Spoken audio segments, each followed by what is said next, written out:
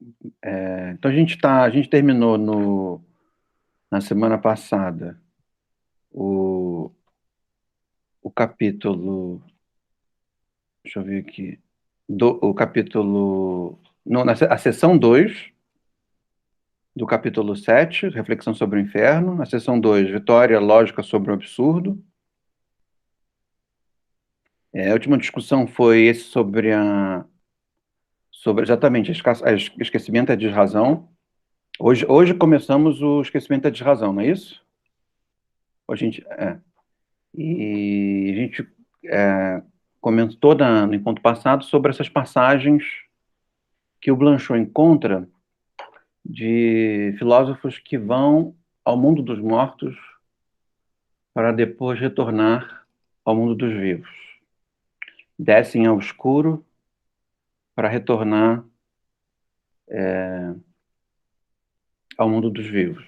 E relaciona isso com a experiência filosófica, né, que tem a ver com uma espécie de mergulhamento no obscuro, no esquecimento, no sombreado. E agora eu não lembro exatamente a página na edição brasileira. Vamos ver aqui.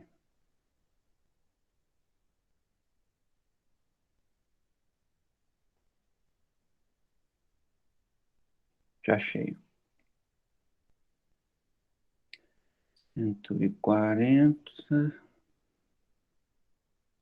150.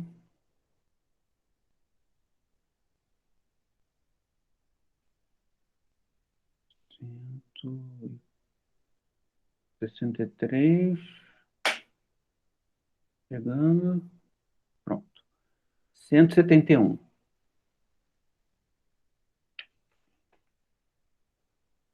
Minha primeira nota, antes do grande confinamento. Acho que é uma nota síntese do que ele diz nessa uma página e meia. Ele diz assim: esquecer a morte não é relacionar-se de maneira inconsiderada, inautêntica e fugidia com essa possibilidade que seria a morte. É, ao contrário, entrar na consideração do acontecimento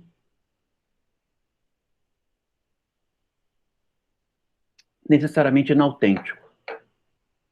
Presença sem presença, provação sem possibilidade. Pelo movimento que, pelo movimento que subtrai o esquecimento, deixamos-nos voltar para aquilo que escapa à morte, como se a única aproximação autêntica desse acontecimento inautêntico pertencesse ao esquecimento. O esquecimento à morte. O desvio sem condições. O tempo presente do esquecimento delimita o espaço não limitado em que a morte retorna à falta de presença. Manter-se nesse ponto em que a fala deixa juntar-se o esquecimento em sua dispersão e deixa o esquecimento vir à palavra. A gente conversou bastante na semana passada sobre a diferença entre o uso filosófico da linguagem e o uso argumentativo da linguagem. E uma das características que ele confere a esse uso filosófico da linguagem concerne, obviamente, a um uso que não é especificamente argumentativo, ou prioritariamente argumentativo, retórico, mas um uso da linguagem que a linguagem sofre o risco do esquecimento. E esse risco do esquecimento parece que concerne justamente a falta desses predicados que tornam aquele que enuncia proprietário daquilo que diz, né? Não como o autor, opa, como a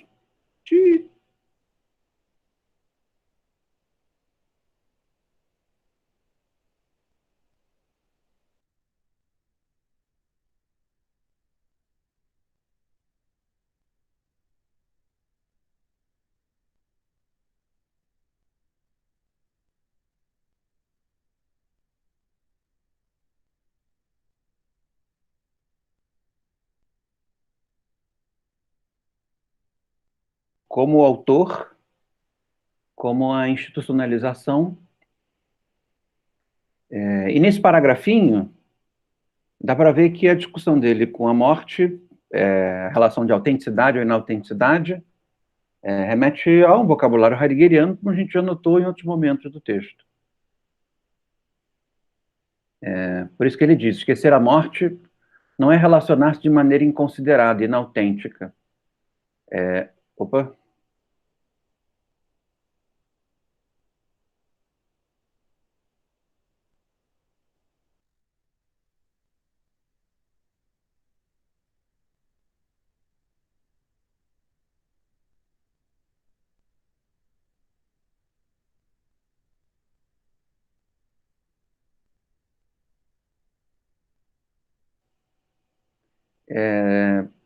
Então, no comecinho, né, dá para ver que o diálogo dele é claramente com Heidegger.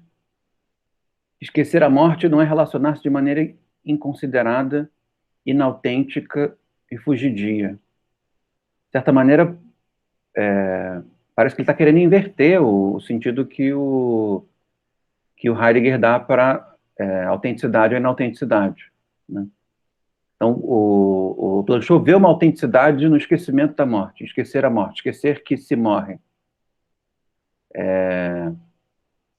Na verdade, a relação do Blanchot com a morte é uma relação mais impessoal, né? Morre-se, morrem-se.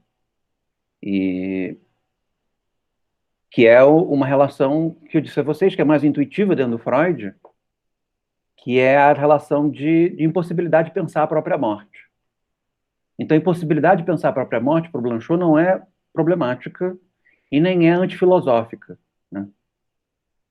Parece que justamente nesse esquecimento da morte, esquecer que se morre, concerne um tipo de disposição em que o medo de não ter autoria, o medo de ser esquecido, desaparece. Percebem? Porque boa parte da relação de autoria, da relação de propriedade sobre o pensamento, concerne ao modo pelo qual, e o dogmatismo tem muito a ver com isso, vencer o medo de ser esquecido a partir do feito de pensamento. O que para os gregos não se colocava, porque com ou sem texto, a sociedade grega tem uma doxografia muito grande, ou seja, comenta-se tudo, lembra-se tudo. É uma sociedade da memória, não uma sociedade do esquecimento. Mas a nossa não, a nossa é uma sociedade do esquecimento, né? Não, nós não temos uma doxografia, a memória oral ela é relativamente precária, né? Nossa memória é curta. E, então, nesse sentido, o filósofo na nossa sociedade, o filósofo no sentido convencional, ele teme a morte, ele teme perder a propriedade sobre as suas ideias, ele teme ser esquecido, e nesse sentido ele estabelece uma forma, uma obra, né, um livro, segundo o qual fica claro que ele é o proprietário daquelas ideias e de que aquelas ideias não se confundem com outras ideias. Ou seja, um modo, é uma maneira de elaborar filosoficamente um mausoléu. O Blanchot quer se afastar dessa ideia e relacionar o pensamento com isso que o Heidegger considera inautêntico, que é, então, esquecer da morte, né? Deixar a morte, se permitir esquecer da morte, e, nesse sentido, filosofar como se ser lembrado, ser proprietário de uma ideia, não fosse problemático, uma vez que o esquecimento é uma característica intrínseca do pensamento. Ou seja, pensa-se como quem queima uma folha, né? O pensamento não é uma atividade, digamos, é uma atividade diferente das outras, mas não é uma atividade diferente daquelas atividades que são esquecidas, né? O pensamento ele é feito de tal maneira a poder ser esquecido. Esqueci o ponto daqui.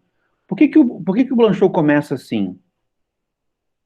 Porque logo na sessão seguinte, quando ele fala do grande confinamento, que pode falar, João. Já vai pular pro confinamento? Não, pode falar, pode comentar.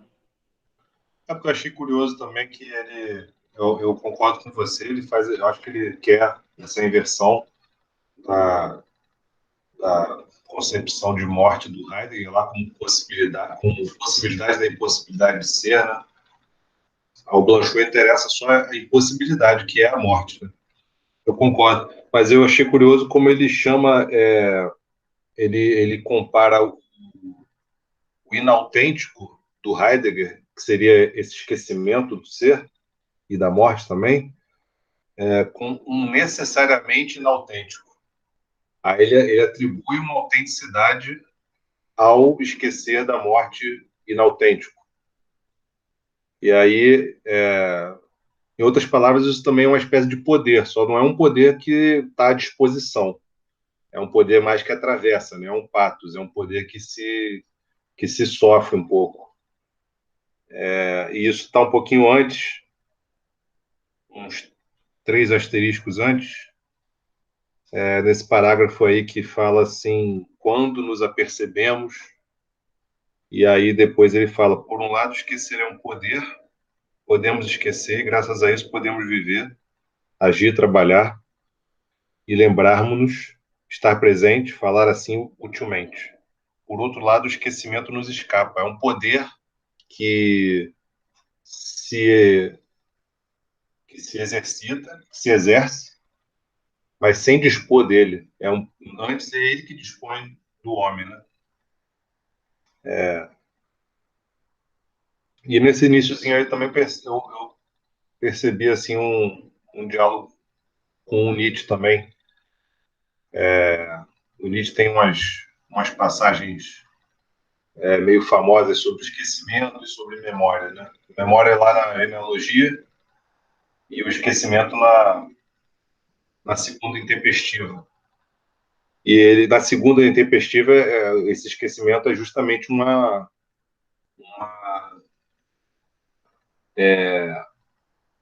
vantagem, né?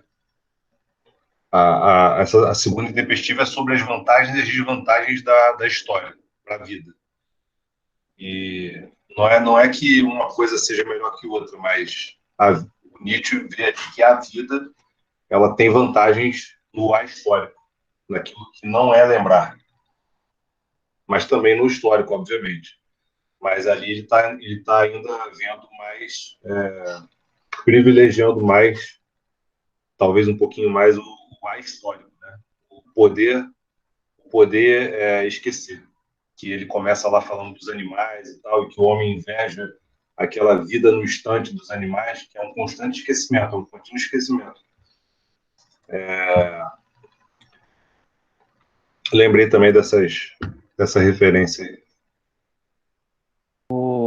E é interessante que no fim tem toda uma problemática política em torno disso, né? Porque a memória ela é o modo pelo qual a resistência se organiza, né? As formas de resistência se organizam. A memória é o modo pelo qual as reivindicações elas acontecem. Mas ao mesmo tempo a memória é o modo pelo qual o ressentimento surge, né? As coisas se estabilizam, né, também. Então, no fim das contas, é impossível, é, não sei se é impossível, mas é difícil mudar um estado de coisas, né? Sem que algo seja esquecido, né? Ou pelo menos que parte da relevância que era dado para determinadas temáticas, determinadas lembranças, seja, seja diminuído, né?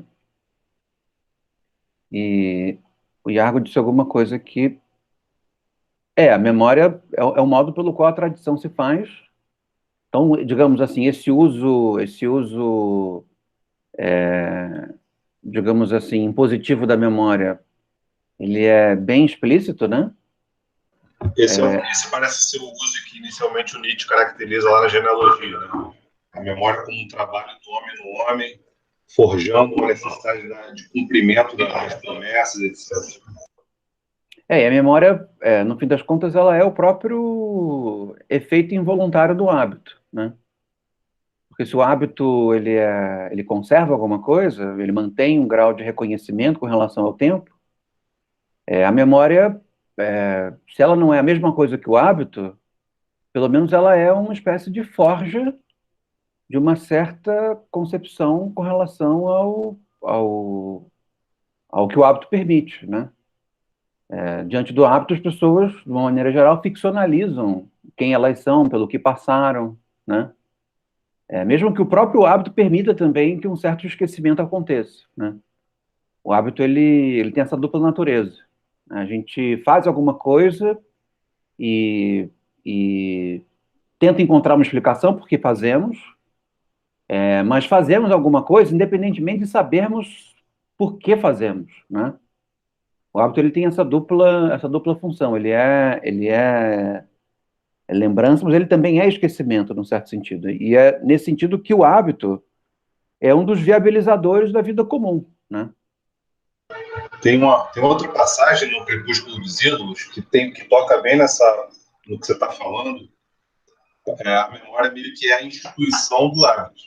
O Nietzsche fala lá que os hábitos eles vão trazendo as recordações causais, enfim, habituais, e a memória é aquilo que reconhece e padroniza. E conhece de novo aquela causa, que ela acha que é uma causa, na verdade, né? Porque, enfim, assim como o Hume, o Nietzsche não ele está passando ao largo da causalidade, não é a causa. Mas ela adapta, ela padroniza, né, os hábitos, né? Parece que ela institucionaliza os hábitos. No Crepúsculo, nos quatro grandes erros. O Iago quer falar. Pode falar, Iago. Eu fiquei pensando nas duas dimensões, tanto da memória como do esquecimento. Você tocou na memória como uma instituição, né? Conserva. E aí Nietzsche também fala disso, da memória como o desenvolvimento da faculdade de prometer do homem, né? Como uma coisa positiva. Mas, por outro lado, também é necessário um esquecimento do próprio eu, né? Para que devenha outra coisa. Então, é uma ambiguidade, talvez uma ambiguidade aí nesse sentido, que a memória tem um lado bom, que desenvolve no homem a responsabilidade, né, a faculdade de prometer, mas, por outro lado, é necessário o esquecimento até para se desfazer um pouco desse eu cristalizado, né, que não se transforma, que é sempre, eu sou isso, sou aquilo. E se a gente relaciona a memória ao ressentimento, né? No fim das contas, é o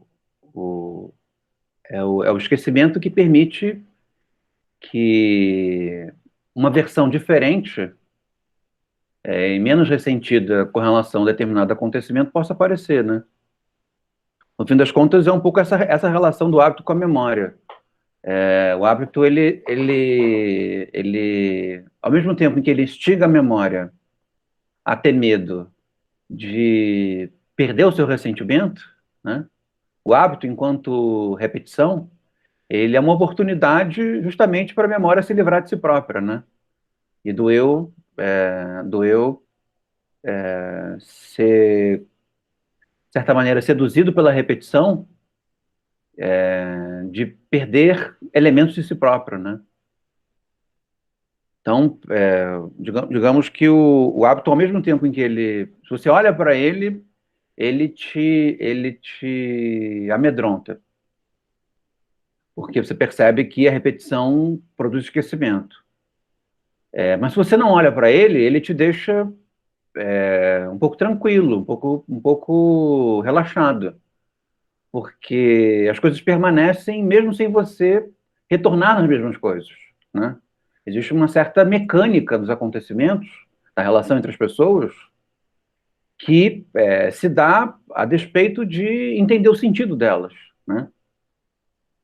E nesse sentido, quando isso se dá, quando o hábito consegue nos persuadir a não darmos uma explicação para ele,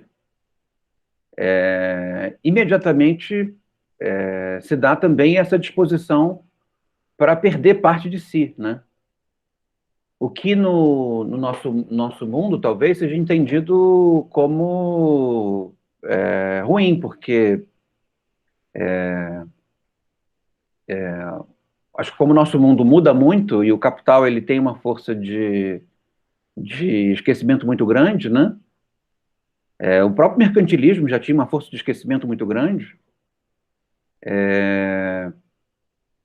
Se tem medo, né, que os hábitos nos façam esquecer de nós mesmos, né? E nesse sentido, esquecer qual é a nossa identidade, de onde nós viemos, quais são os nossos vínculos culturais, né?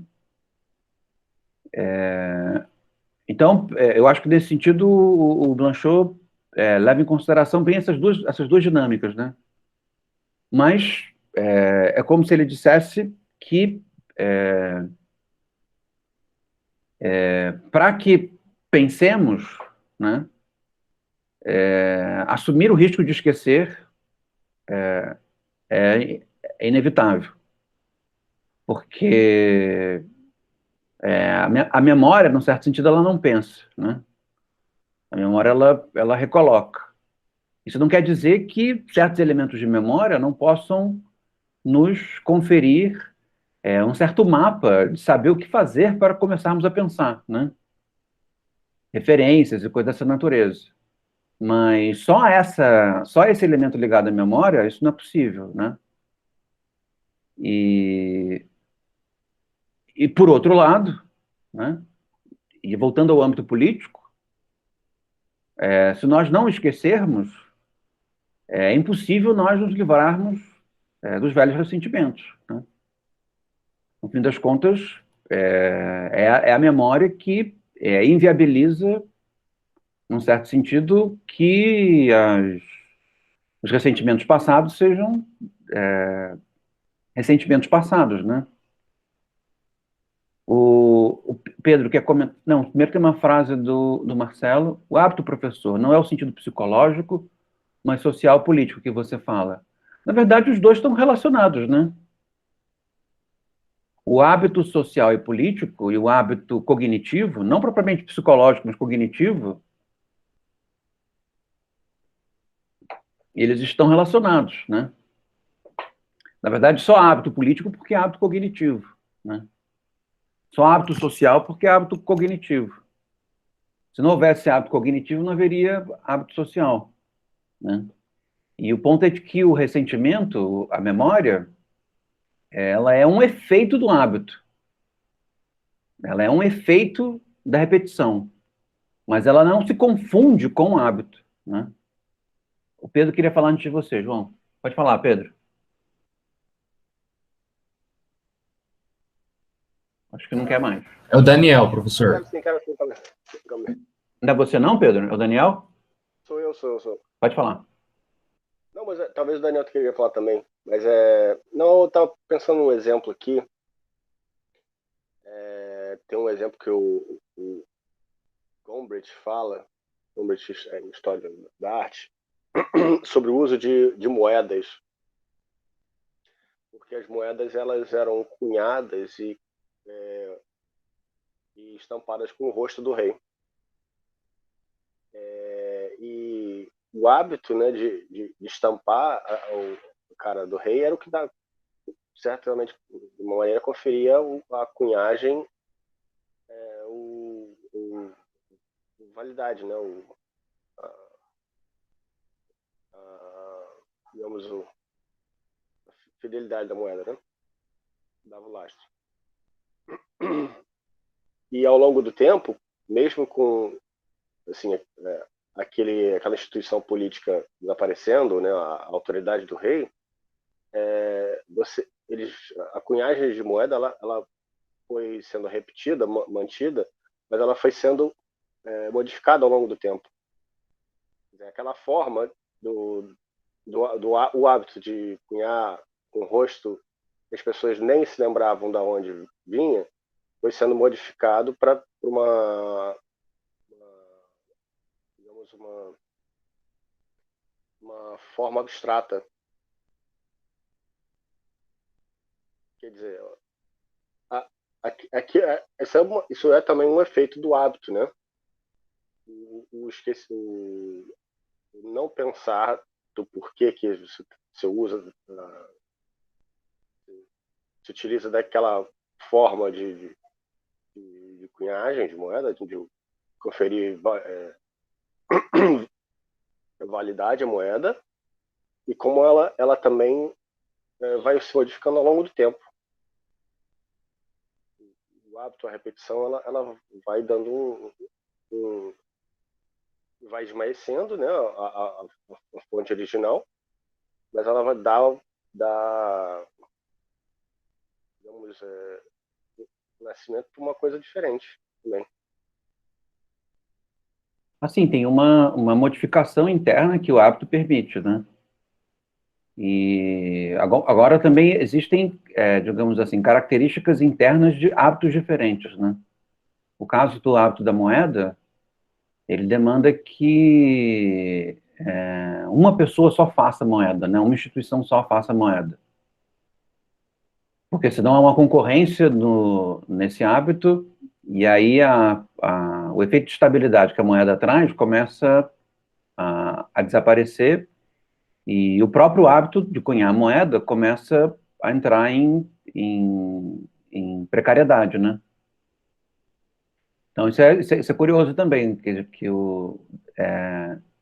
existem demandas cognitivas para diferentes tipos de hábito. E isso é muito claro no que diz respeito ao valor da moeda, né? E hoje tem essas moedas virtuais, os bitcoins, que há uma espécie de desafio à valorização e desvalorização das moedas, né? Porque são fontes de valor que quem emite não é um Estado nacional, né? Não é revestido pelo hábito de um Estado nacional. E, ao mesmo tempo, tem valor, em valor concorrente. Mas o que eu digo é o seguinte, a força, digamos, a moeda em si, ela tem o valor metálico, né? Mas, para que exista troca, você ficar auferindo o valor daquele metal o tempo inteiro, discutindo o valor daquele metal, ele é um impedimento à troca. Então, a cunhagem, quando o rei estampa a cara, ele garante digamos, o valor daquela moeda. Na verdade, eles achavam que o valor da moeda derivava do metal. E começaram a perceber, né, a história da moeda começou a perceber que não, é o hábito. Tanto que você tira o valor do metal e você cria só uma espécie de expectativa, né? E isso já basta para que a moeda funcione, né? E digamos que o próprio hábito de troca, a partir de unidades valorativas, já foi alterando, em função da utilidade, o tipo de substrato que a unidade precisaria ter, né? Então, para deixar o ouro, para deixar a prata de lado, para assumir uma forma abstrata, isso mostra, né, a natureza do hábito que está em questão, né? Eu vou botar uma foto aqui para ilustrar o desenvolvimento da moeda, só para o pessoal. Tá bom. O Daniel queria falar também? Não, deve ter corrido tá. algum engano. Não queria, não. Obrigado. João? Eu só estava lembrando, César, ainda lá falando da genealogia da moral, que é curioso lá no texto, porque logo quando ele fala da memória, ele vai destrinchando, fazendo uma pequena história da memória, desse trabalho do homem no homem. O Nietzsche, nesse momento, né, da genealogia, ele chega lá, o desenrolar dessa história é o indivíduo soberano. E eu tenho minhas dúvidas, assim, um pouco de dúvida com o sentido que ele quer dar a esse indivíduo soberano. Mas eu acho que é um sentido positivo, pelo que ele fala lá. Ele entende que esse trabalho da memória, que é um trabalho que a gente vê como que a gente ressalta aí o potencial de estagnação, de reificação, etc. Ele, de alguma maneira, para o Nietzsche, ele também é capaz de exercitar e, no final das contas, reabilitar uma iniciativa, ainda que seja nesse cumprimento da promessa. No final das contas, o homem redescobre a sua capacidade assim, legislativa original, ao invés de só cumprir promessa. Isso é um pouco contraditório com aquela figura que você estava lembrando, acho que indiretamente, mas do esquecimento como uma capacidade mesmo, como uma potência política, né? como uma capacidade de ação que o Nietzsche atribui ao homem nobre, né? A moral nobre, ao homem forte lá da genealogia, né? E aqui pressupondo que essa coisa do trabalho da memória tenha uma conotação de servidão no homem, né? Seja um período, pelo menos, um período mais escravo, né? Um período para colocar nos termos do Nietzsche. Então entra em contradição um pouco, penso eu, lá na própria genealogia, o que ele quer. A não ser que a gente entenda como essa força que ele tipifica tenha a sua origem num processo escravo. Né? Aí a coisa fica um pouco mais cruel, né? Se a gente for, de repente, comparar esse forte que surge em oposição ao fraco como vindo do trabalho anterior, de um outro momento, de um outro ciclo de subjugação moral e de ditadura da memória, etc., das instituições, não sei o quê. Tem até uns fragmentos dele em que ele faz essa ideia circular, assim. Mas é engraçado isso, né? Porque aí acaba entrando nessa contradição, nesse texto que é fenomenal e tal, mas na época da transição dele, digamos assim, que é esse texto da extemporânea que eu estava lembrando, ele chega numa posição assim mais equilibrada e interessante também, porque o que conta aí é a vida, né? Como a vida pode ter valor ainda em ser vivida, para o Nietzsche. E aí, se ela vai ser mais histórica ou menos, não importa tanto, assim. Mas é o que vai manter a vida em curso, em processo e em algum progresso. Aí tem uma parte lá que ele fala que o ahistórico, o homem ahistórico, ele também já usa tipo ali, como ele vive num instante eterno, para ele tanto faz, ele pode chegar e morrer amanhã, porque ele não tem tanta perspectiva assim. Enquanto o histórico, ele acredita que o processo vai transformar as coisas de alguma forma e vai melhorar, com base naquilo que ele lembra, ou enfim. Só que aí ele faz um equilíbrio entre as duas coisas. Ele aposta, ele valoriza o sentido histórico, mas, ao mesmo tempo, fala que o poder histórico, aquele sentido histórico, não está no sentido histórico, está no histórico. Tá, você entende? A vitalidade para a transformação não está exatamente nesse sentido histórico que até faz o homem querer viver os seus próximos 20, 30 anos para ver alguma transformação. Então, é uma mistura fina aí que ele faz entre as duas, né? Entre os dois sentidos, que já na genealogia ele não pode tolerar muito essa coisa do ahistórico, né? Como assim? Não, é através da história, mais cruel. o homem vai ter que passar pelo crivo da memória até reabilitar, recuperar a sua capacidade de iniciativa, né? Até a sua capacidade de esquecer, por incrível que pareça. Só estava lembrando disso porque é um ponto que sempre me chamou a atenção no Nietzsche, essa coisa da memória, do esquecimento, da crueldade da genealogia. Se fosse pensar em termos de processo histórico, na verdade, a relação com a memória ela vai se alterando conforme digamos assim, o nível de subalternidade vai diminuindo, né?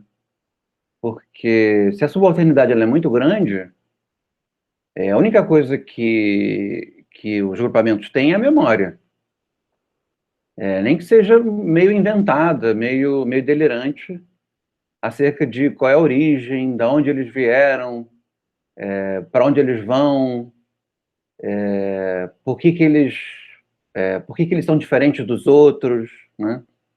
Nesse sentido do impedimento, da dispersão de um determinado grupamento servilizado, né? Digamos assim que a principal estratégia, me parece, para evitar a própria desagregação do servilismo, que seria ainda pior, né? Porque criaria uma despersonalização de tal maneira que as pessoas não teriam identidade nenhuma, concerne uma espécie de hipostasiamento da memória, né? Pegar qualquer coisa e acreditar naquilo piamente, né? De forma dogmática. A partir do momento em que isso se dá, em que esse vínculo com alguma coisa confere um sentido de coletividade para um determinado grupo,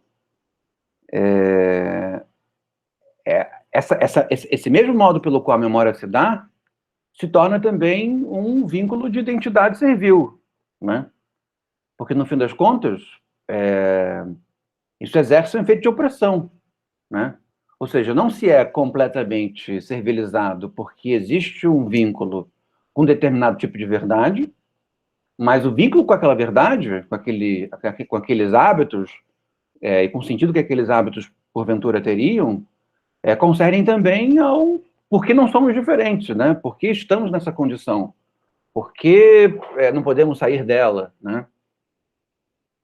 E a partir desse momento em que, digamos, a identidade, ela permitiu um certo tipo de associação que estabelece um certo nível de resistência, ela se torna novamente, ela se torna, né, um vínculo de identidade servil, né? Ou seja, não se pode largar a memória porque a memória é tudo que somos, não somos nada mais do que isso, né? Na verdade, no primeiro momento, a memória é tudo que... no primeiro momento, a memória é tudo que temos. E, nesse sentido, quando não se tem nada e a memória é tudo que se tem, a memória parece ser uma força servil de organização menos servil. A partir do momento em que a memória é alguma coisa que se tem, e a memória se torna tudo aquilo que se tem, a memória passa a ser uma espécie de impedidor no que diz respeito ao pensamento, à vitalidade, porque ela nos torna guardadores da memória, né? E enquanto só guardadores da memória, o pensamento, a vitalidade passam a ser dinâmicas coibidas, né? Dinâmicas reprimidas, né?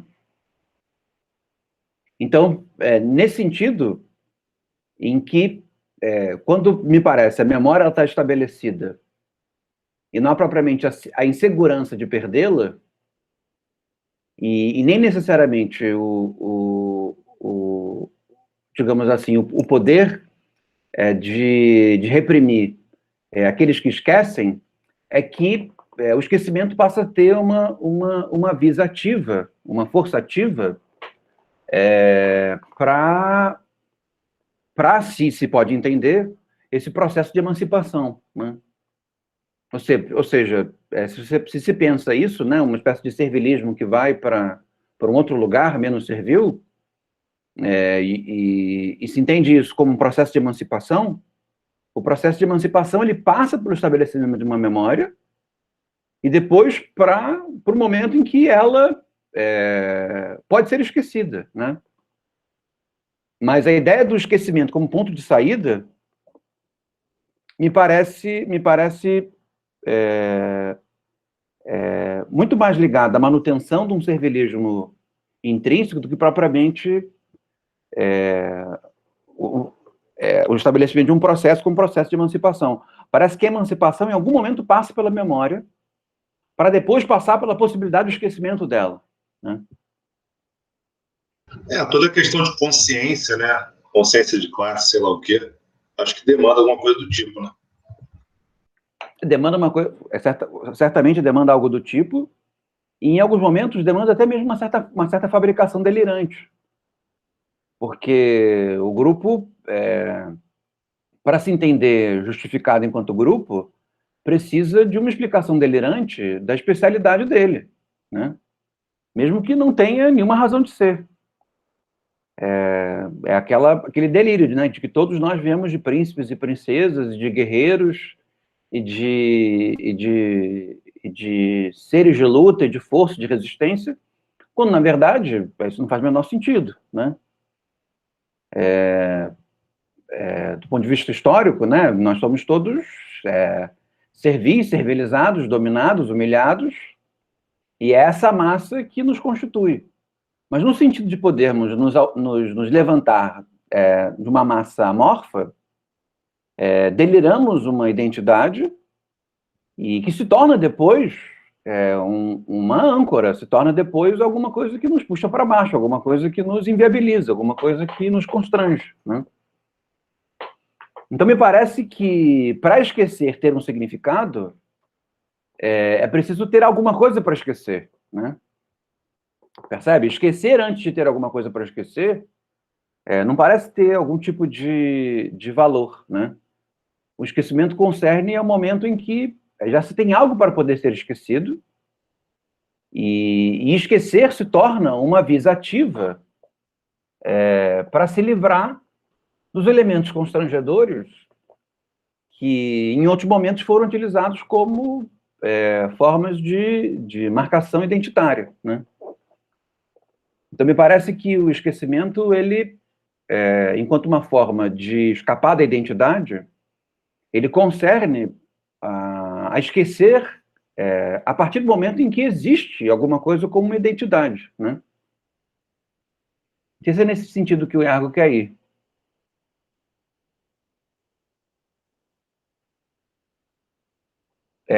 Ele está falando aqui perguntando dizendo que ele entende que esse indivíduo soberano parece ser o aspecto positivo da memória. Eu acho que nesse sentido isso remete novamente ao Blanchot e à questão do hábito, porque existe uma certa função comum do hábito, que ela é quase que tão somente cognitiva, né? E em que a relação ela se dá com um certo grau de despreocupação, justamente porque não existe o apavoramento com relação ao esquecimento, né? A vida comum, mesmo no que diz respeito a transações monetárias, né, para usar o exemplo que o Pedro deu, ela se torna um lugar bom e não um lugar persecutório. Digamos que os momentos em que a vida comum ela é passível de ser vivida, ela tem alguma coisa de relevante nela, e ela permite algum tipo de orientação para o pensamento, não concerne a identidade da vida comum, não concerne ao valor da vida comum, não concerne a cultura da vida comum, mas concerne a operacionalidade da vida comum no que diz respeito aos seus hábitos. Ou seja, as coisas podem ser feitas com um grau de despreocupação, porque elas não estão sendo feitas em função de um sentido muito profundo. Elas estão sendo feitas porque elas são feitas. Elas são feitas porque existe uma certa facilidade em fazê-las, né? E isso permite essa despreocupação no que diz respeito ao hábito, no que diz respeito à memória, permite o pensamento, me parece, né? Ou seja, as pessoas pensam a partir do momento em que um certo nível de repetição as libera das suas identidades, as libera dos seus ressentimentos, as libera das suas religiões, percebem? É como se uma certa força soberana do hábito tornasse possível uma espécie de disposição ao esquecimento, justamente porque o que permanece não permanece em função de um valor muito profundo, mas permanece em função de uma mecânica que lhe é intrínseca, né? Pô, isso aí me lembrou pra cacete. Ah, foi mal, Pedro. Pode falar, pode falar. Não, o exemplo da moeda que eu falei era justamente esse, né? As pessoas introjetam o valor da moeda e não discutem o por que ela vale, ou da onde vem a autoridade que confere valor a ela. Ela simplesmente, as pessoas transacionam, e isso possibilita uma economia ou uma sofisticação nas transações que não seria possível se as pessoas estivessem debatendo o tempo inteiro quanto vale aquilo que elas estão usando para trocar entre serviços. Eu acho que o exemplo aqui, ele não seria nem tanto com relação a internalizar o sentido da moeda, mas é justamente externalizar, de que as operações elas acontecem mesmo que você não pense nelas, mesmo que elas não tenham um valor profundo, mesmo que elas não tenham uma origem importante, mesmo que elas não tenham uma razão muito grande para ser, né? Ou seja, não existe, nós não precisamos perder muito tempo pensando como vamos resolver as transações, porque o hábito resolveu as transações para nós, percebem? E nesse sentido não é preciso pensar na razão intrínseca dessa operação, que é cognitivamente muito complexa, porque ela simplesmente se repete, né? E aí podemos pensar em outras coisas, né? E no que diz respeito ao processo de emancipação, parece que se dá de uma maneira parecida, né? Digamos que nós não permitimos que o outro nos dê um tapa na cara. E no começo nós não permitimos que nos tapem a cara, porque nós achamos que nós viemos de um povo de origem divina, em que o rosto teria sido o lugar que o Criador nos tocou, e por isso só o Criador pode tocar nos nossos rostos, e ninguém mais pode tocar nos nossos rostos. E é por isso que nós não permitimos sermos estapeados na cara. Num determinado momento, essa história pode ter um valor. Depois disso, depois do momento em que nós passamos a ter alguma percepção de respeito próprio, o sentido de sermos ou não sermos estapeados na cara perdeu completamente a relevância. E aí, nos permitirmos estapear pode significar, num determinado momento, transgredirmos a nossa identidade passada. Mas para isso acontecer, é preciso que um certo hábito de que há coisas que nós não permitimos se instale, né? E de tal maneira que nós nem sequer precisamos pensar no sentido daquilo que nós não permitimos. Nós simplesmente não permitimos. Ou simplesmente permitimos. Não precisa ser negativo, pode ser positivo também. Eu acho que tem um pouco a ver com isso. Que é uma espécie de lugar confortável, e nesse sentido até mesmo potente, que a vida comum é capaz de oferecer, né? Eu tô pensando aqui não no sentido inteiro, mas parte dela, né? Que a vida comum também são os preconceitos, também são as perseguições, mas tem algo nela que se mantém e cuja manutenção parece ser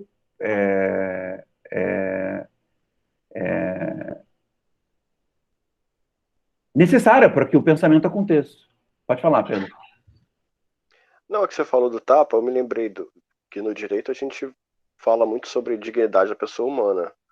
A dignidade da pessoa humana é uma ficção que tem, se você for esmiuçar, ela tem origem numa determinada mitologia católica, cristã.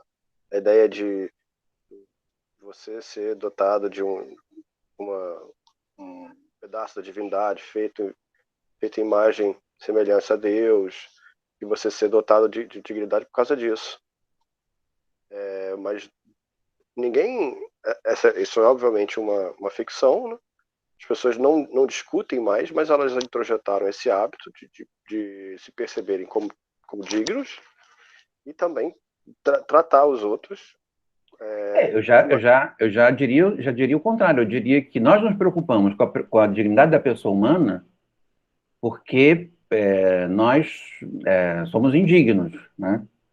Nós temos uma relação de persecutoriedade e humilhação muito forte, e aí nós precisamos ficcionalizar a dignidade da pessoa humana para que nós não nos permitamos humilhar, né? Porque, no fim das contas, as instituições humilham, para onde o texto vai também.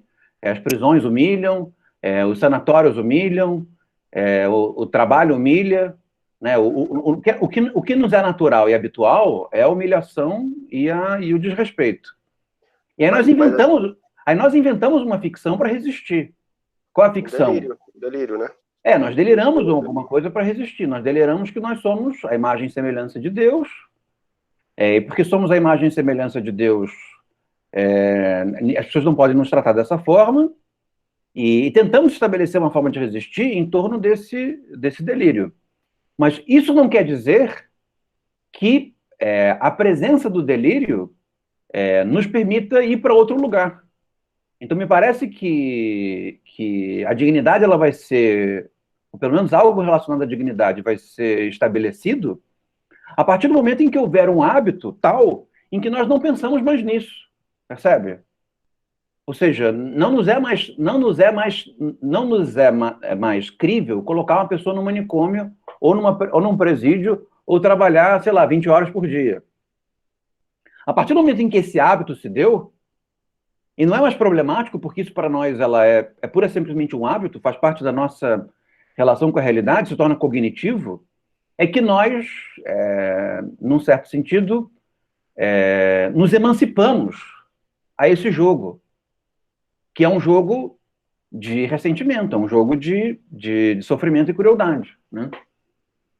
Então, me parece que o lugar do hábito nesse processo de emancipação,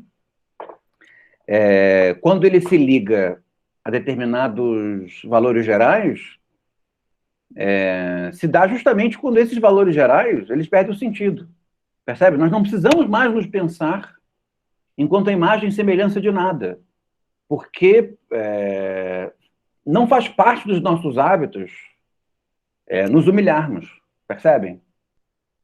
A partir do momento que não faz parte dos nossos hábitos nos humilharmos, a possibilidade de esquecer essa origem nos emancipa, esse é o ponto, né?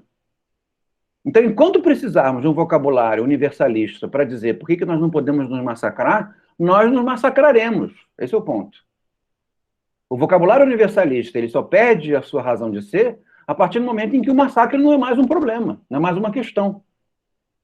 Percebe? Porque isso pura e simplesmente não faz parte dos nossos hábitos, né? Nós não conseguimos reconhecer a realidade a partir disso.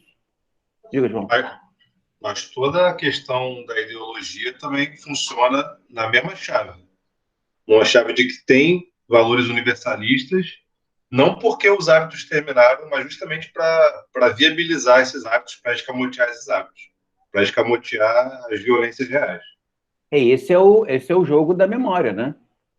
A memória ela pode ser emancipação, ela pode ser, digamos assim, um primeiro degrau do processo de emancipação, mas a memória ela é grilhão, a memória é identidade escrava, a memória é uso discursivo justificativo de um determinado tipo de forma de dominação, né? Ah, eu entendi. Você estava falando do ponto de vista como se tivesse uma interface aqui e daqui para trás é memória, daqui para frente vira o esquecimento, né? No mesmo lugar Exatamente. tinham Então, universalistas. então coisas como, como direitos universais servem para dominar, né? Claro, mas coisas como direitos universais podem servir para resistir, percebe? Não tem um único uso. Mas enquanto resistência e enquanto dominação, elas são dialeticamente partícipes de uma mesma coisa. Porque se nós utilizarmos para resistir, existe um limite para a nossa resistência.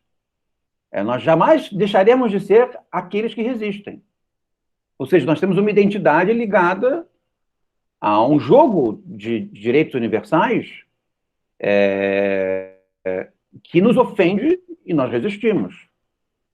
Então, o que parece conferir uma espécie de memória soberana com relação a isso, um aspecto soberano com relação a isso, se for positivo, concerne justamente ao esquecimento dessa relação. Mas o esquecimento dessa relação não pode se dar sem o elemento resistente. É preciso estabelecer algo que resista para que esse algo que resista nos permita existir, nos permita esquecer. Porque se nós esquecermos sem algo que resista, percebe? É o esquecimento puro e simples dentro da dominação. E não há nada mais fácil não tem nada mais fácil do que dominar um ente sem memória, né? Um ente com memória é um ente no jogo de dominação. Um ente com memória é alguém que tem uma certa resistência e uma certa um certo servilismo voluntário, para usar o vocabulário que o Iargo gosta. Quem tem memória tem uma certa resistência e uma certa servidão voluntária. Quem não tem memória alguma é servilismo puro e simples, né? Nesse sentido, me parece que alguma memória demanda esquecimento para que essa alguma memória ultrapasse a sua própria servidão voluntária. Percebe? Ninguém ultrapassa um determinado jogo de servidão sem esquecer. Eu acho que é isso que o texto está nos apontando, né?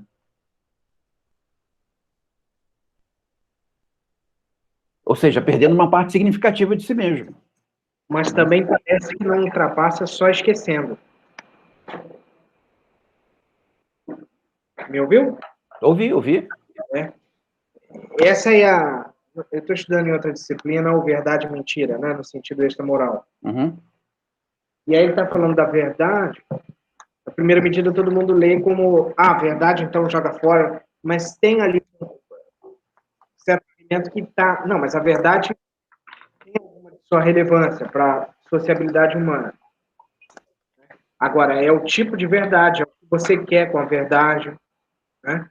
O valor que você dá à verdade. E eu acho que o esquecimento é a mesma coisa. Não tem como superar sem esquecer. Mas só esquecendo também não... Na verdade, para esquecer é preciso ter o hábito, né? Mas o hábito puro e simples, ele não tem a menor relevância, né? Qual é a relevância do hábito? Que as pessoas pensem, que se pense, né? Então, qual é o sentido de esquecer? Esquecer só significa alguma coisa importante porque se pensa. Esse é o ponto, né? Essa lembrança da verdade e mentira é foda, porque ele usa exatamente o esquecer. Ele fala que a verdade é a metáfora que esqueceu que é metáfora. Ela que estagnou, parou, e não se recriou, né? A verdade tem um valor, contanto que ele seja vivo, né?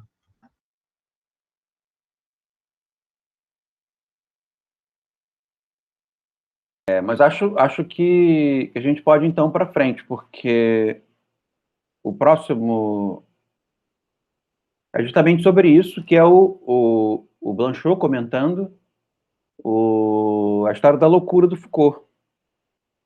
E o Blanchot chega nesse ponto todo um pouco em função de uma ideia geral que o Foucault repete na História da Loucura, que é a loucura como ausência de obra, né? Não sei se vocês estão ambientados com essa expressão do Foucault. Ele diz que a loucura, no século XVIII, a partir do século XVIII, dentro de uma trajetória longa, ela é caracterizada como ausência de obra. Então, quem é o louco? O louco é aquele que não consegue estabelecer algo de seu. Esse é o ponto. O louco é aquele que não escreve um livro. O louco, e não se torna dono daquele livro, não se torna autor daquele livro. O louco é aquele que, ao ter uma dança, a dança não é dele. Né? O louco é aquele que, se ele recebe 5 moedas, ele não se sente dono das 5 moedas. A moeda é de qualquer um. O louco não tem um legado. Né? Então, nesse sentido que o Foucault caracteriza como importante para o século XVIII a percepção de que a loucura é a ausência da memória, ou a ausência da obra. E é nesse sentido que o Blanchot quer explorar o pensamento. Ele quer colocar o pensamento próximo da loucura, muito embora o pensamento não se confunda com a loucura. Porque o pensamento produz obra, o pensamento produz memória, o pensamento produz história. Mas o que ele identifica é que o elemento central do pensamento não é produzir memória, não é produzir obra, não é produzir história.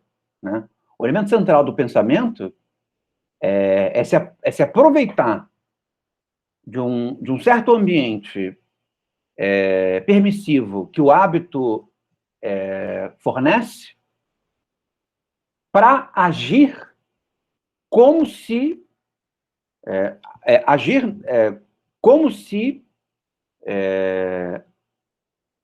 a memória não fosse o relevante.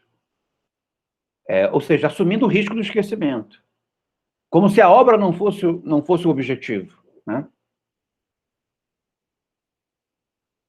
Então, sem agir dessa forma, que é sem conversar, sem produzir algo que pode ser esquecido, algo que não tem autor, algo que não é minha propriedade, ou que me seja familiar, né? Ou seja, sem produzir algo que seja estranho, o pensamento não acontece. Então, nesse sentido, o pensamento ele acontece para o Blanchot justamente nesse risco de não ter obra. E, nesse sentido, ele aproxima o pensamento da loucura. Fez sentido para vocês? Se for pensar do ponto de vista político, é como se o pensamento tivesse um aspecto emancipador no que diz respeito à memória, e esse aspecto emancipador, ele possui pelo menos uma semelhança, uma proximidade com aquilo que o século XVIII caracterizou como loucura. Porque a loucura é justamente o espaço em que, inexplicavelmente, os ressentimentos se dissolvem. Né, o louco repete, como diz o Schopenhauer, né, o louco ele vive uma repetição descontrolada, mas pode até mesmo ser uma repetição persecutória, mas em nenhum momento essa persecutoriedade, essa repetição são ressentidas. Elas não produzem cultura. Então, a cultura tem um aspecto relevante, mas ela é inibidora disso que o pensamento precisa fazer. Porque o que a cultura faz? A cultura, ela lembra, ela não esquece. Né? Então, vamos lá. O grande confinamento.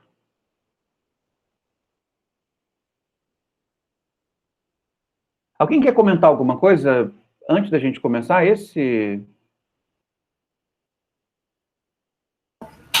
Ô, professor, tem uma pergunta. Pode falar, Marcelo. O Michel Foucault foi aquele que cunhou o termo biopolítica, tanatopolítica. falava que é o seguinte, que a gente tem que as instituições têm como de docilizar corpos, um conceito do racismo de Estado, que ele faz com o tratamento com os presidiários, com os malucos, com as pessoas que têm problemas, né? Falando que eles são inaptos para servir ao sistema social capitalista, mais ou menos isso? Ele mesmo. Entendi. E ele é um autor contemporâneo ao Foucault, ao Blanchot, né? O Foucault é um pouco mais novo que o Blanchot. O Blanchot deve ter, o quê? Uns 20, 25 anos mais que o Foucault. E o Foucault, quando o Blanchot morre, escreve um livro importante sobre o Blanchot, que é a Filosofia do Fora. Então eles tiveram uma relação de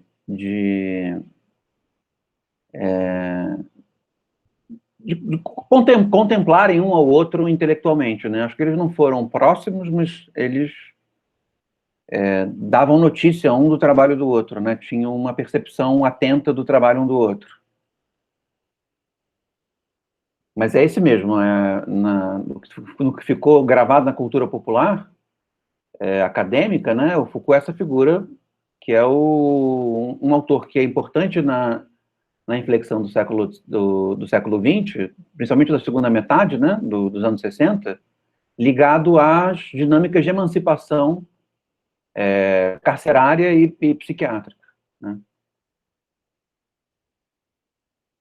Ele mesmo um militante aplicado, né, na emancipação psiquiátrica e carcerária. A emancipação psiquiátrica foi a que realizou um efeito histórico mais duradouro, né? A penitenciária não. A penitenciária, nos últimos anos, ela só cresceu. Mas o Foucault, ele, pelo menos no que diz respeito ao mundo ocidental, ele foi uma das figuras relevantes de um movimento geral chamado luta antimanicomial, ou reforma psiquiátrica, e que foi um movimento que gerou o fechamento de instituições carcerárias psiquiátricas no mundo inteiro, né, inclusive no Brasil, e se criou o serviço de saúde mental, em que as pessoas que têm transtornos mentais são tratadas podendo entrar e sair, né, sem ficarem fechadas. Só como contextualização, já que o Marcelo pediu, então vamos lá. No primeiro parágrafo ele diz assim: confinar o exterior, isto é, constituí-lo como interioridade de espera ou de exceção. Tal é a exigência que conduz a sociedade, ou a razão momentânea, a fazer existir a loucura, isto é, a torná-la possível. Ele está dizendo que o modo pelo qual a sociedade, pelo menos a nossa, né, ou a sociedade ocidentalizada, ela admitiu a possibilidade da loucura, foi confinando a loucura. Nesse momento, né, em que se fala de confinamento da loucura, não há propriamente uma distinção entre o confinamento do louco ou o confinamento do criminoso, né? A figura do criminoso e a figura do louco, elas se confundem, né? Conforme o aprisionamento vai se dando, é que vai existindo a especialidade entre aquele que é confinado pelo crime ou aquele que é confinado pela loucura. Então, num certo sentido, esse confinar o exterior, confinar o fora, num espaço interno, eu acho que pode ser interpretado como valendo tanto para o crime quanto para a loucura, tanto para o criminoso quanto para a loucura, né?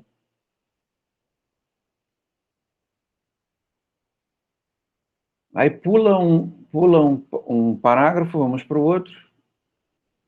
Ele diz assim: e Montaigne... não, isso eu vou ler, mas que é mais uma referência que eu achei interessante por outras coisas. Mas ele diz assim... Ele faz nos parágrafos, no parágrafo que a gente não leu, ele começa a tratar do modo como a literatura passa a libertar a loucura, né, em personagens diferentes, principalmente a partir do Renascimento.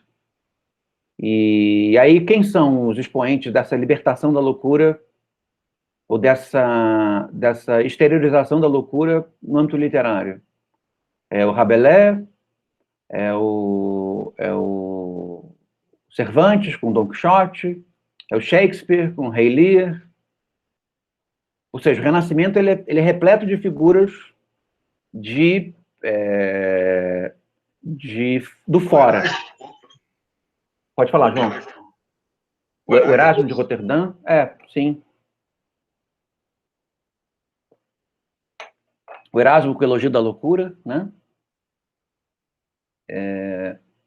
Então, são figuras para as quais, ou obras para as quais, a loucura é vivenciada como uma forma de vida, né?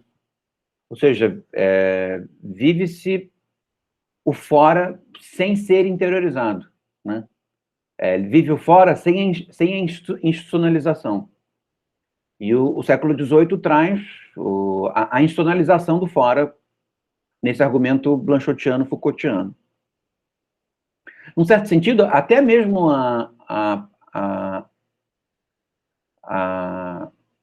quase que o monopólio pela universidade do pensamento filosófico concerne um tipo de institucionalização semelhante, né? Se o pensamento tem um elemento de loucura, desde a Grécia, né? E o pensamento ele passa a ser restrito ao espaço universitário, que tem regras e métodos, né? É como se essa loucura só pudesse ser vivenciada dentro de um processo de formação normalizado, né? Como todos vocês passam, ou passaram, né? Fazem uma graduação, fazem mestrado, fazem doutorado. Vocês até vivenciam a loucura do pensamento, mas só podem vivenciá-la a partir de transformá-la em argumentos, transformá-la em teses, transformá-la em artigos, transformá-la em diálogo, não diálogo no sentido blanchotiano, né, de conversa, porque essa conversa acaba sendo muito improdutiva, né, mas transformado em documentos de trajetória intelectual, né.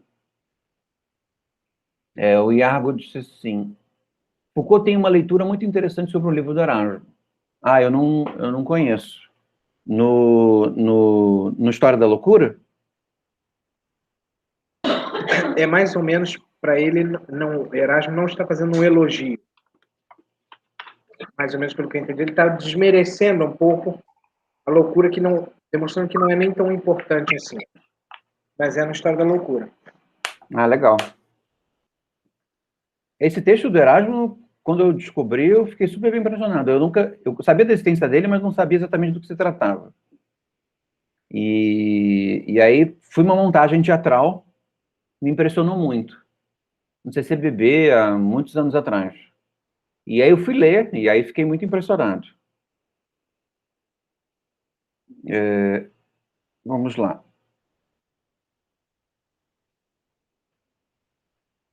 Aí ele diz assim, e Montaigne medita diante do Tasso. Admira-o enquanto se pergunta se ele não deve seu lastimoso estado a uma clareza excessiva que tê-lo-ia cegado, a essa rara aptidão para os exercícios da alma que deixou sem exercício e sem alma. Esse Tasso, inclusive, tem um quadro famoso do Montaigne visitando Tasso. Montaigne vai não sei aonde, e sabe que ali tem um manicômio, uma prisão de loucos, né? Acho que o termo manicômio ainda não existia no século XVI. E aí Montaigne faz questão, eu quero ver esse homem tão brilhante que enlouqueceu. E aí Montaigne faz essa... Eu não lembro exatamente o ensaio que ele faz isso, mas ele faz essa síntese, né?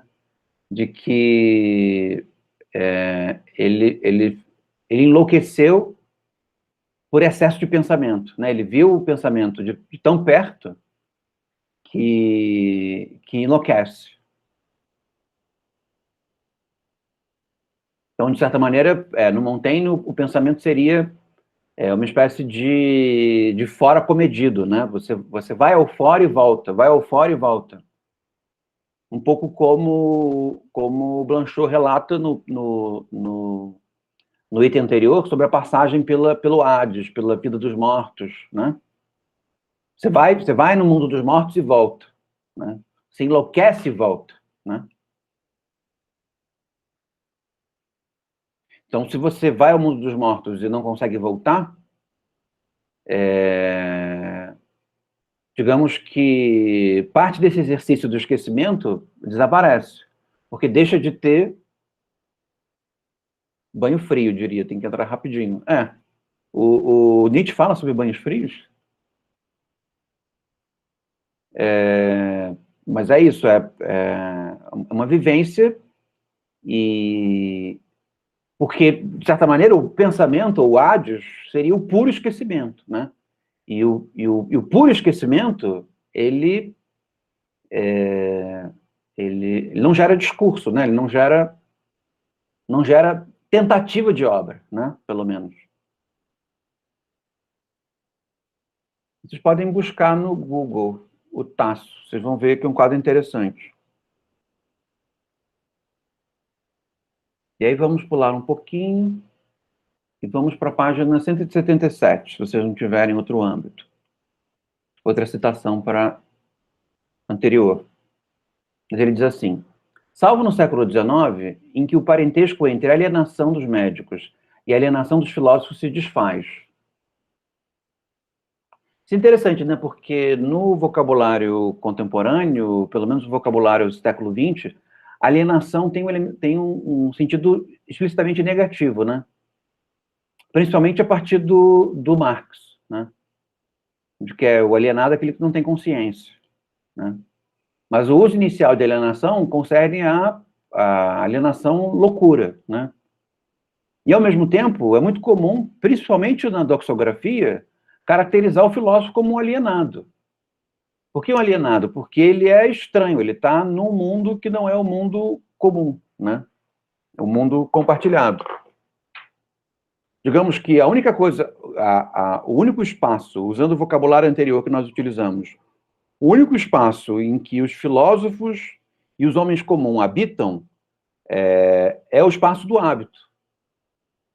Porque o filósofo sabe mais ou menos como funciona, os homens comuns sabem mais ou menos como funciona, e aí é possível conversar, e é possível participar dos mesmos ritos, das mesmas práticas, né? Quando o homem comum ele se encerra nos seus preconceitos, o filósofo não consegue mais acessá-lo, não consegue mais conversar com ele. Quando o homem comum se encerra nas suas memórias, né, para usar o que nós estávamos conversando, não é possível mais conversar com ele. Só é possível conversar com o homem comum quando o homem comum está imerso nos seus hábitos. E quando ele está imerso nos seus hábitos, ele não tem medo de esquecer. Esse é o ponto. E aí ele pode ser levado a pensar, né? Já o filósofo, quando alienado, ele passa tempo demais no Hades, passa tempo demais nesse mundo em que esquecer e não esquecer não é mais problemático, que é o mundo do esquecimento absoluto, né?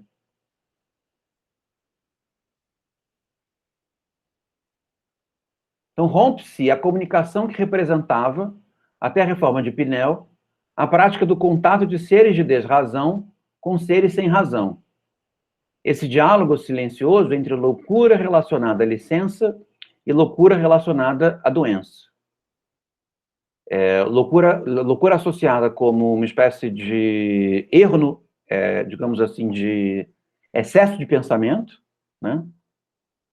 E loucura entendida como um fenômeno psiquiátrico, né? O que ele está dizendo é que é o século XIX que instaura essa distinção. O louco pode ser aquele que pensou demais, ou o louco pode ser aquele que tem uma doença. E a partir da reforma do Pinel, o Pinel estabelece um tipo psiquiátrico específico e também diferencia esse tipo psiquiátrico do criminoso, né?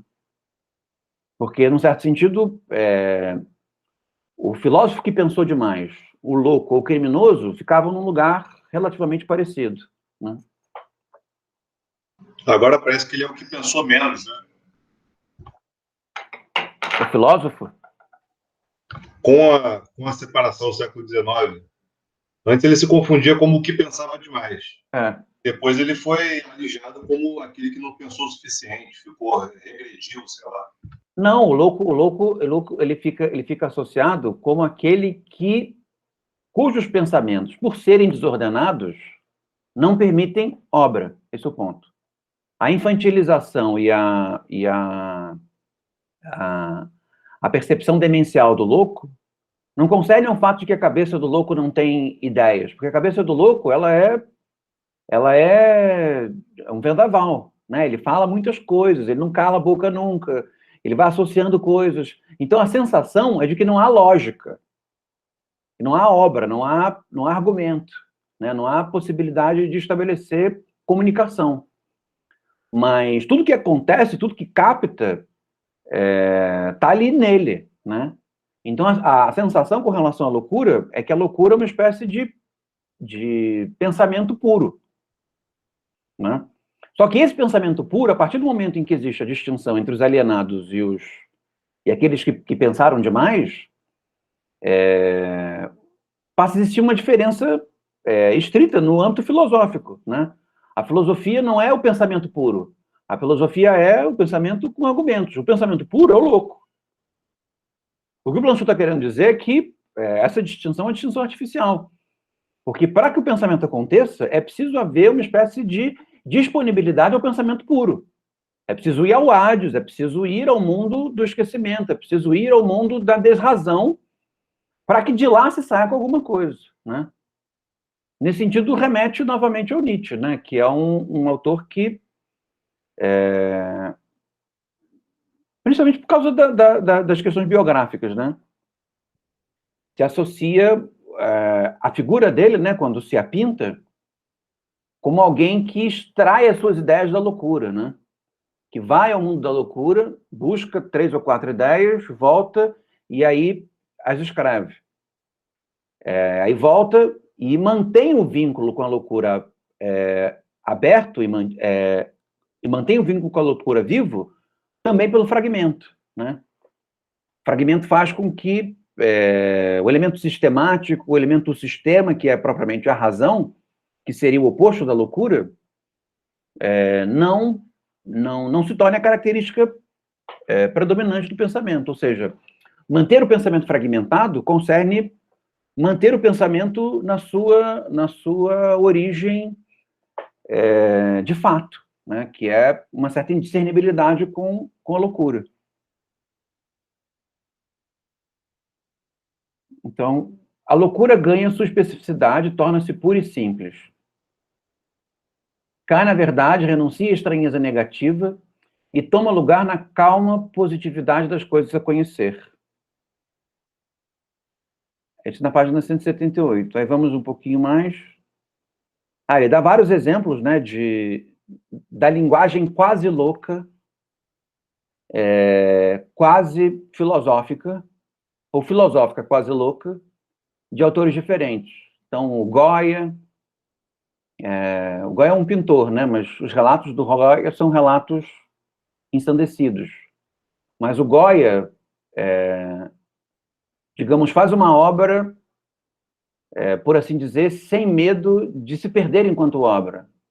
Ele começa a ficar louco, ele começa a produzir insanamente. Então ele pinta as paredes, ele faz um monte de gravura e perde as matrizes, né? Manter o que se fez deixa de ser relevante e o relevante passa a ser fazer, né? Então Goya, o Sade, né, que começa, segundo a lenda, a escrever com sangue, escrever em tudo quanto é canto, escrever com fezes, e ficou enterrado também, né? Boa parte da vida. Ficou internado a maior parte da vida. Fazia peça com louco. E os originais ficam todos desorganizados, precisam ser trabalhados e organizados para poderem ser publicados, né? O importante para ele não é a finalização do texto, mas fazer o texto, né? Escrever o texto. Ele ficou internado na Bastilha, né? Eu acho que ele ficou internado na Bastilha, mas acho que não só, né? Não, lá ele ficou preso. Mas foi por um tempo. Só que aí depois da Revolução, ele foi internado e aí ficou assim, umas décadas. Aí numa espécie de hospital barra sanatório ainda. E aí lá ele produziu, mas assim, tinha ainda, eu acho que estava no limiar, de alguma forma. Eu não sei exatamente qual era o hospital. Mas ele ainda tinha aquela liberdade que o Foucault fala dos hospitais anteriores, que se transitava mais ao invés de ser um lugar de confinamento, assim. E aí ele recebia a esposa lá, ou morava com a esposa lá, encenava peça com os outros internos, peças de teatro. Foi mais assim, a parte do meio para o final da vida. Mas ele passou a vida inteira em instituições, né? Instituições que o cerceavam de alguma forma, né? O Oederlin não conheço a história psiquiátrica do Oederlin, conheço só a poesia dele. O Nietzsche, o Nerval, o Van Gogh também tem uma vida muito difícil, né? E no final da vida também ele é internado. Artaud também passa uma boa parte... Acho que o Artaud morre internado, né? Mas são figuras que para o Blanchot são importantes porque a relação com a obra não é relação com a memória. Esse é o ponto. A relação com a obra não é relação com a obra. A relação com a obra é relação com a prática, o fazer. E nesse sentido elas são nessa indiscernibilidade entre a loucura e o pensamento. Vamos no parágrafo seguinte. Ele diz assim: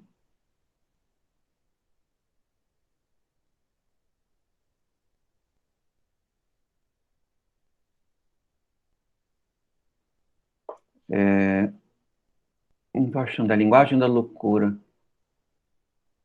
Já achei. Ele diz assim, ou ainda,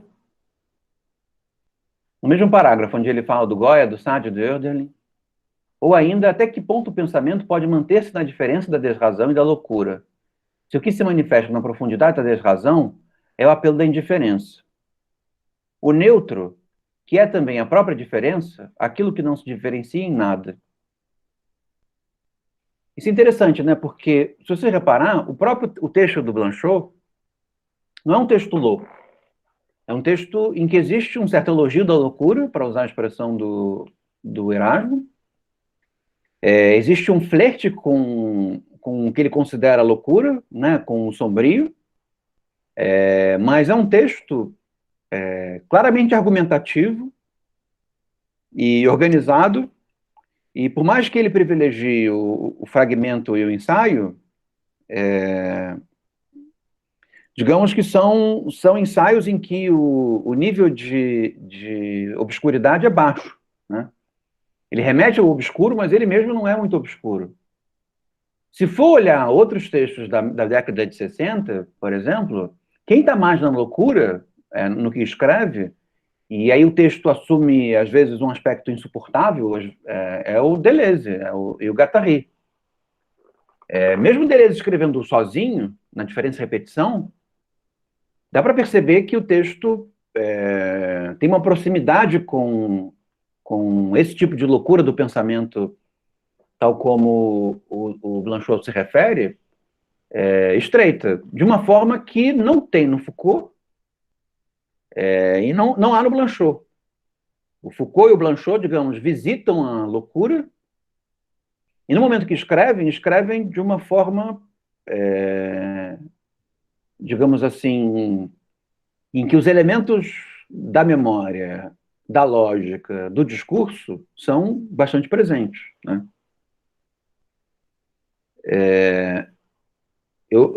A loucura está mais presente na escrita do Derrida, por exemplo, está mais presente na escrita do Foucault não, do Deleuze, a lógica do sentido é um texto árido por causa disso, né? Tem a ver com libertar os sentidos das formas habituais do sentido, né? Então, é interessante... tem um texto que o Foucault faz, e talvez seja o texto... E mesmo assim dá para perceber que o Foucault está longe da loucura. Ou, nesse sentido, quando ele escreve, quando ele fabrica a obra, ele não convoca a loucura para a escritura, como o Blanchot, também, que parece que não convoca a loucura para a escritura, né? Mas que é um texto em que ele se mescla e se mistura com um autor que é completamente ensandecido e permite que esse ensandecimento entre no texto dele, que é o Raymond Roussel.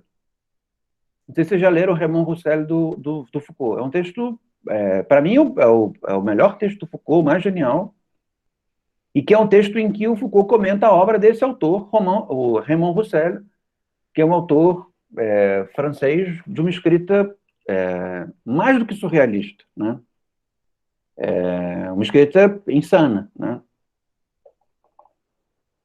E, curiosamente, parte da escrita insana, ela tem um aspecto insuportável, né?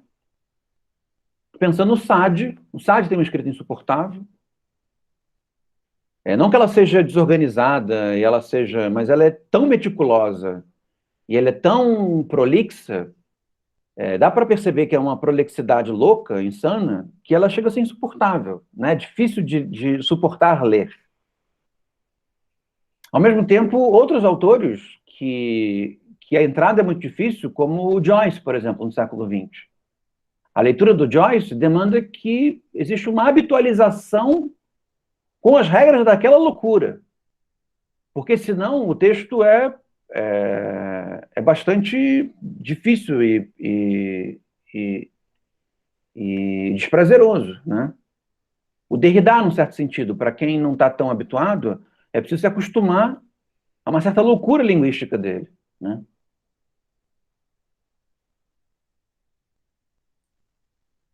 Vamos lá. Ainda nesse mesmo parágrafo.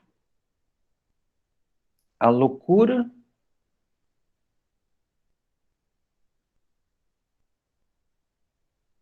no parágrafo seguinte.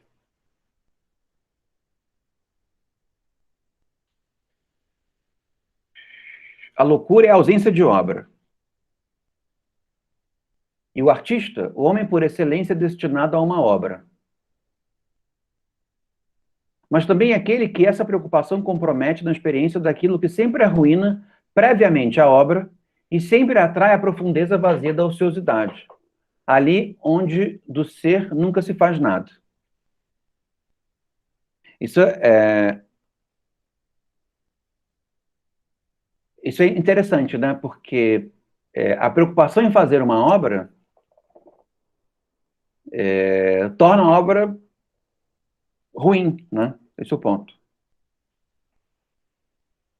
Ou seja, é preciso se colocar numa posição aquém ou além da obra, né? Para usar a expressão do Blanchot, para que o vigor da obra, o vigor de alguma coisa que pode vir a ser uma obra, possa começar a aparecer, né?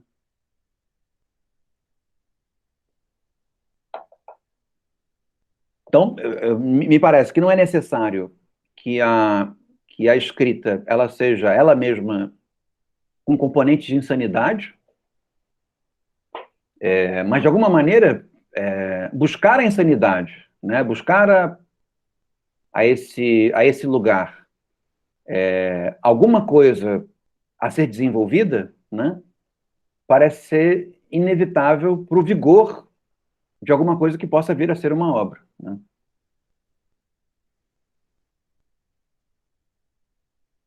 Vamos mais para frente. Não, nesse mesmo parágrafo ainda. No finalzinho dele, ele diz assim: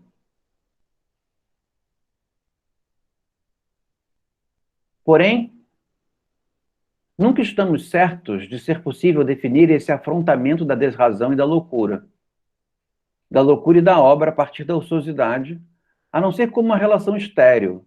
Se no mesmo homem fosse ele um Nietzsche, podemos apenas deixar entregue a um estranho cara a cara e num mutismo que é dor. O ser do pensamento trágico e o ser da demência, idênticos e sem relação. Há um acontecimento que veio para confirmar o valor, para a própria cultura, dessa bizarra experiência da desrazão de que se encarregou ou se desencarregou a revelia Idade Clássica. E aí ele fala, esse acontecimento é psicanálise, ele vai voltar à psicanálise mais para frente no próximo, sem ser esse capítulo agora, o próximo. E encerramos. Acho que o último comentário que eu posso dizer com relação a esse capítulo é que ele coloca a obra do lado da dialética, né? Existe uma dialeticidade da obra. A obra concerne uma certa dialeticidade do negativo. Enquanto que o pensamento, para ele, não é dialético, né? Pode existir expressões dialéticas do pensamento, mas o pensamento não é dialético. Então, nesse sentido, ele percebe uma oposição entre dialeticidade e loucura, né? A dialeticidade não é loucura, a dialeticidade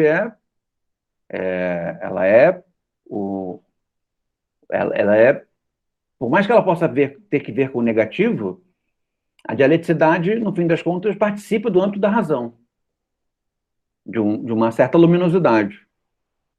Enquanto que o pensamento é obscuro, ele não é negativo, mas ele é obscuro, ele é sombrio, percebem?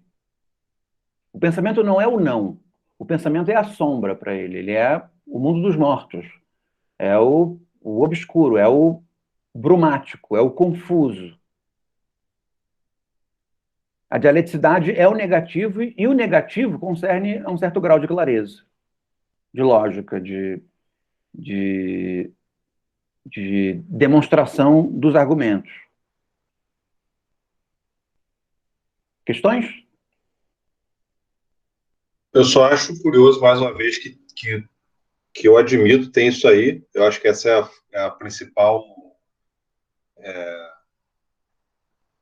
sei lá, conclusão em mais esse capítulo, que haveria, então, uma oposição entre dialética e loucura, mas em alguns momentos aqui ele caracteriza a razão como uma certa rejeição e expulsão do negativo. Então, ele, de alguma forma, também associa o negativo com alguma, não sei, com alguma potência similar à loucura, não sei. Eu acho que sim, principalmente quando ele trata nos capítulos anteriores da relação entre o Nietzsche com Hegel, né?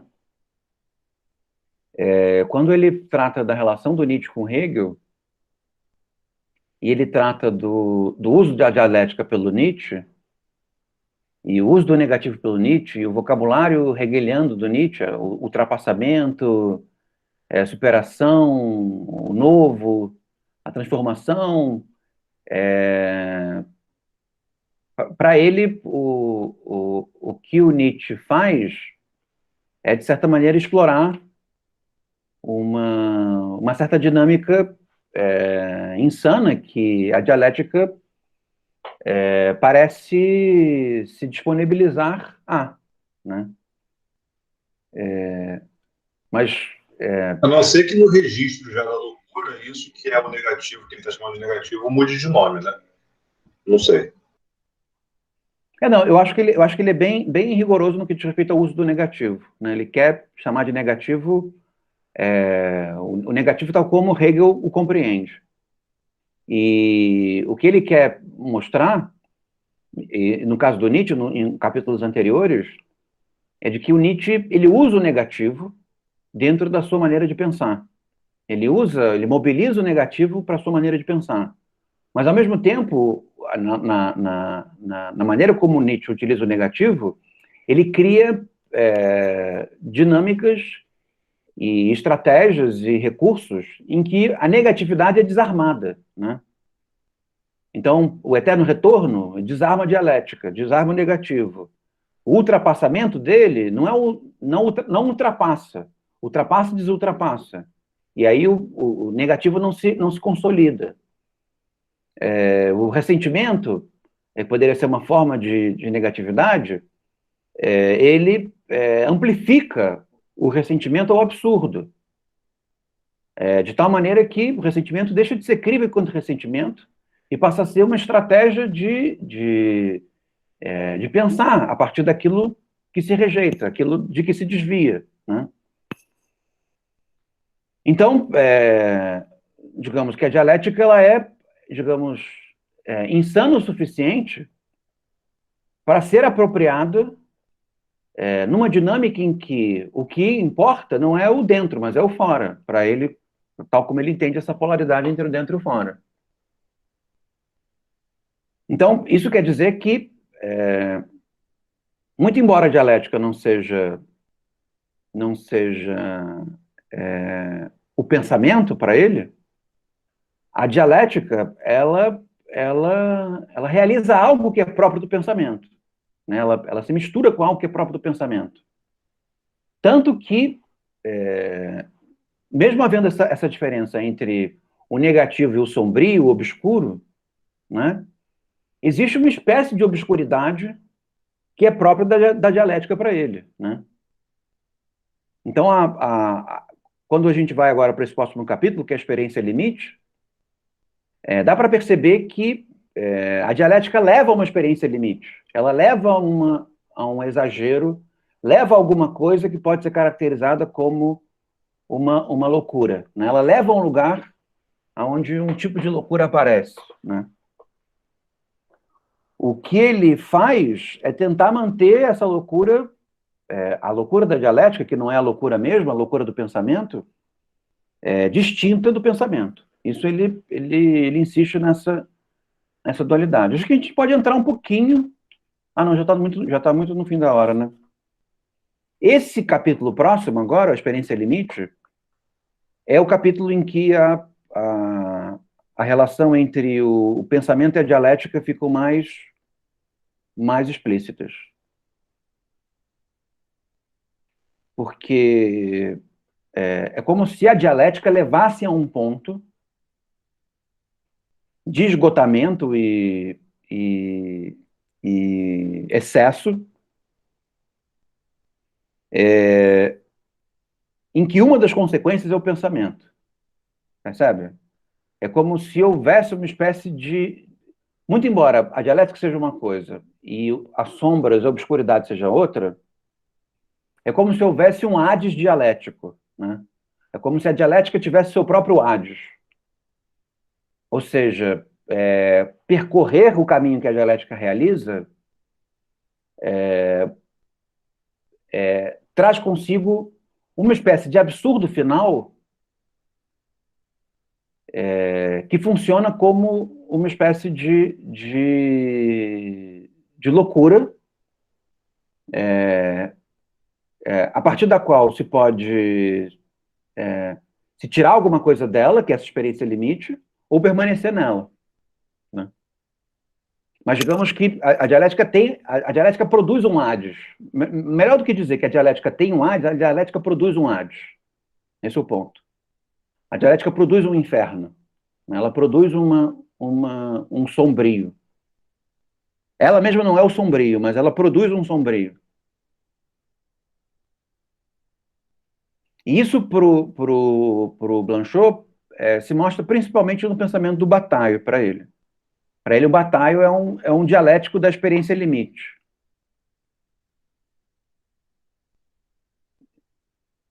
Que é também o que acontece para o Blanchot no caso dos místicos, né?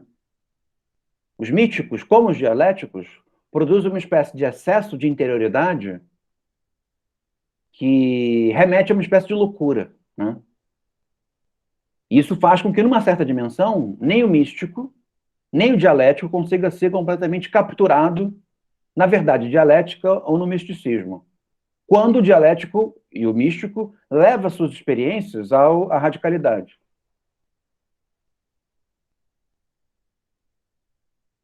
Então, por que ele se interessa tanto pela dialética e acha a dialética tão sedutora? E por que ele reconhece uma especificidade de experimentos e de experiências que são dialéticas? Porque a dialética é fascinante, porque ela é capaz de colocar, no seu ponto final, um estado assemelhado de loucura, né? Um estado assemelhado à loucura e um estado a partir do qual se pode retirar algo dele. Esse é o ponto. Então, o final da dialética, o exagero da dialética, o estertor da dialética, gera a experiência limite, e da experiência limite se pode extrair algo para o pensamento. Percebe? É como se a dialética criasse pelo menos uma centelha de loucura, que é isso que está na experiência limite. Mas isso vai ficar mais claro quando a gente começar a ler na semana que vem. Questões? Então, vamos ficar por aqui. Porque, já que a gente terminou um item, né, na semana que vem a gente começa do próximo. Beleza, Sam. Então tá.